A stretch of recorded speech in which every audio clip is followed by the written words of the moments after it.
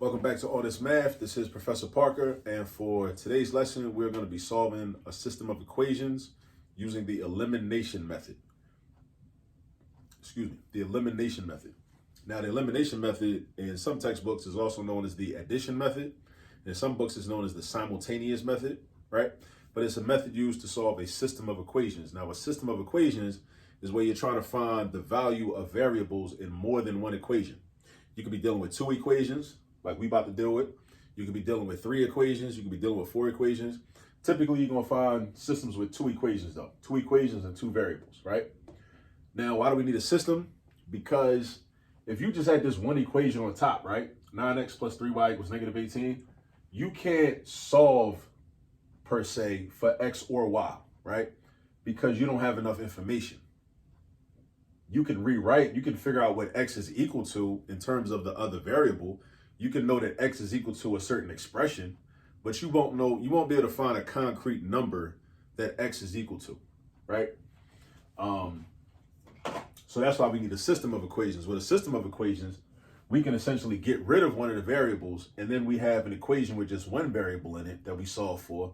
And then once we know the value of that variable, the numerical value of that variable, then we go back, substitute it into one of the equations, and then figure out the other one. All right.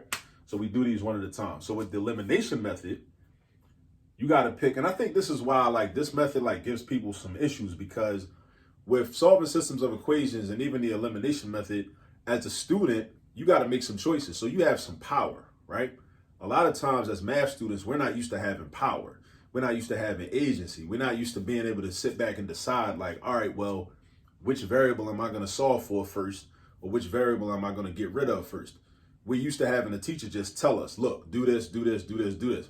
But when you solve a system of equations, you got to sit back and say, all right, well, which variable do I want to get rid of?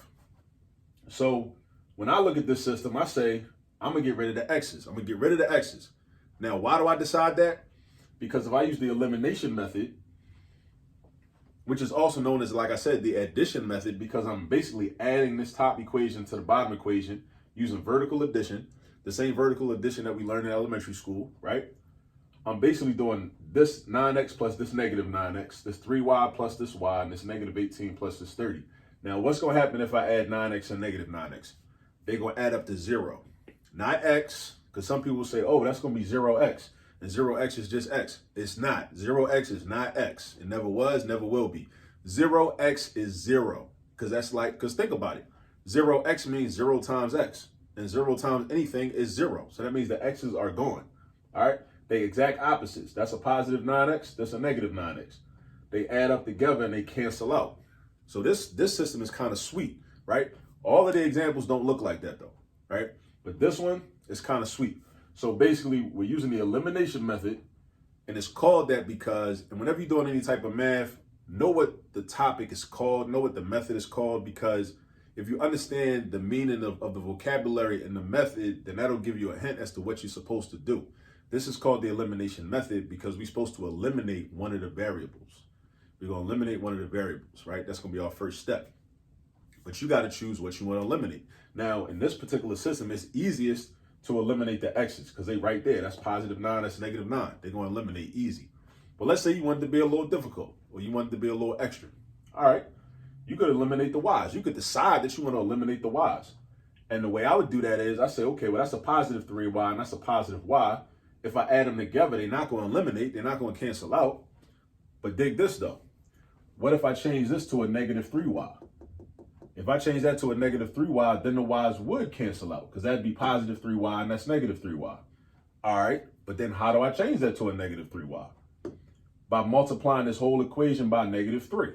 So everything down here gets multiplied by negative 3. Now, you want to be careful, too, because sometimes what happens is people say, all right, well, I'm trying to change this to a negative 3y so I can add the 3y to the negative 3y. They're going to cancel out, whatever.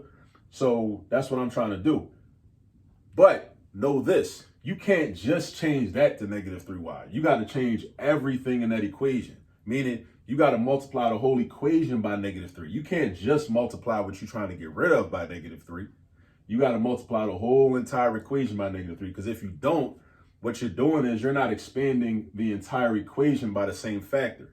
And then what you're in a sense doing is you're creating a different equation, which means you're creating a different system. So you got to apply that -3 that you want to multiply by y. You got to multiply by the 30, and you got to multiply by the -9x. So just keep that in mind, because that's a very common mistake that students make sometimes. Don't fall for that. All right. But now I'm not messing with them y's. I ain't doing that. I'm gonna work smarter, not harder. The x's are already opposites. So if the x's are already opposites, then just rock out. Just let them eliminate. All right. So look, 9x and -9x, they're going to add up to 0. So they cancel out. And then I do 3y and 1y, they add up to 4y. Then I do -18 and 30, that adds up to 12. And now, you got to know how to do arithmetic with negative and positive numbers. That's mandatory in order to do this, right? You should just know that anyway. -18 plus 30 is going to be 12. Now we have a simple equation, 4y equals 12, with one variable in it. I want to solve for y. How do I solve for y? I get rid of the 4. How do I get rid of the 4? I'm going to do division. Why do I do division? Because that's the opposite of multiplication. Why do I want to do that? Because this is multiplication. 4y means 4 times y. So you got to do the opposite of whatever you see in front of you. If I see multiplication, I'm doing division. If I see division, I'm doing multiplication. If I see addition, I'm doing subtraction. If I see subtraction, I'm doing addition. In mathematics, those are the inverse properties. That's how we get rid of things in equations in algebra. That's what we do, right? We do the opposite. So if I'm trying to get rid of 4, I say, all right, what is 4 doing? 4 is being multiplied by y. All right, what's the opposite of multiplying? Dividing. So that's what I got to do if I want to get rid of 4. And know that you want to get rid of 4 because you're trying to get y by itself. And once the 4 is gone, now the y is by itself. So let's do that. Divide by 4. Also, I got to divide the 12 by 4 because in an equation, we have to stay balanced. And in order to stay balanced, we got to do the same thing on both sides of the equation. So that's 4, that's going, that's y. 12 divided by 4 is 3. Boom, so y equals 3. But we're not finished though, because remember, this is a system and we're solving for 2 variables, not just one, right? So now that I know what one of the variables is equal to, right? You go back to the original equations, right? Pick one of them. Again, you have the power. It doesn't matter which equation you pick. You can pick the top one, you can pick the bottom one, whatever. I usually, as a habit, pick the top one. But I might vary it. I might vary sometimes and pick the bottom one. So I got 9x plus 3y equals -18. So I know what y is. So that means I'm not going to write 3y. I'm going to write 9x because I don't know what x is. And I'm going to do plus 3 times 3 because y is 3, or y is the same as 3. So I don't need the y. I replace the y with a 3 equals -18. So I got 9x plus 3 times 3 equals -18.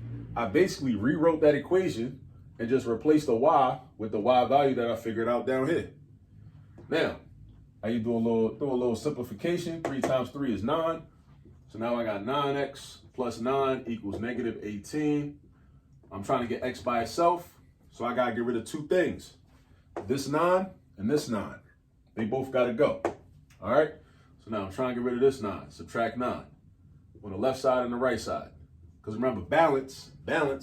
If I'm trying to get rid of the 9, I got to subtract 9 on the left. I got to subtract 9 on the right. Cross that out. Now we got 9x. And then -18 minus 9 is -27. -18, take away 9. If you're at -18 on the number line, you subtract, you move left. Move that way. Go that way. 9 spaces, you stop at -27. Now, I'm trying to get x by itself. I got to get rid of the 9. I do the opposite of multiplication because 9x means 9 times x. Opposite of multiplying is dividing. Divide by 9, divide by 9. Boom, boom, x equals -3. The way I would write my answer is I write it like a point. Because another method for solving systems of equations is the graphing method. In the graphing method, you draw the graph of this line, you draw the graph of that line, and if the lines intersect, then there's a solution. And where they intersect at, the point, the coordinates of the point where they intersect is the solution. So if I was to graph these 2 lines, they should intersect at this point. -3, +3. X first, Y second. X first, Y second. They follow alphabetical order. But hold up though. I didn't check my work, right? I didn't check my work. I can't give it the stamp of approval if I ain't check my work. You should always check your work. So that way when you're sitting in class, you don't got to sit there all nervous waiting for the teacher to tell you if it's right. check your own work. That way you don't gotta wait for nobody. You don't need validation from nobody. You know how to check your work. Go check your work, right? So dig this, right? You take the numbers and you plug them in to each equation. And if the left side equals the right side, then it's good. So 9 times -3, -27. 3 times +3 is 9. So -27 plus 9 is -18. Okay, cool. Now it works for the first equation, but you're not done. You got to make sure it works for both equations, the top and the bottom. So now we got -9 times -3, which is +27. And then we got 3, just plain old 3. So 27 plus 3 is 30. So now we checked our work. So now that means we cool. All right. So we can draw a box around it and we give it the stamp of approval. This is a solution to this system, -3 and +3. I'm going to do a couple other videos on solving systems using elimination because all the examples don't look like this.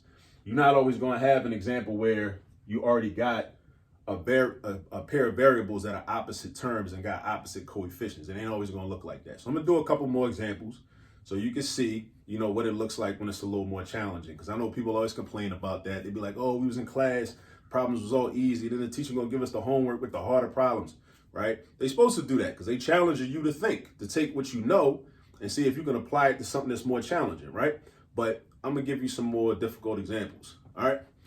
But for now, you got this example to use as a guide. So if you see problems that set up like this, where you got a pair of variables that are already opposites, then you could just eliminate those and just rock out, finish the rest of the problem. All right. So I showed you how to do this. Use this video as a guide. Go practice some problems that look similar to this, and I'm going to catch up with you on the next video. Peace.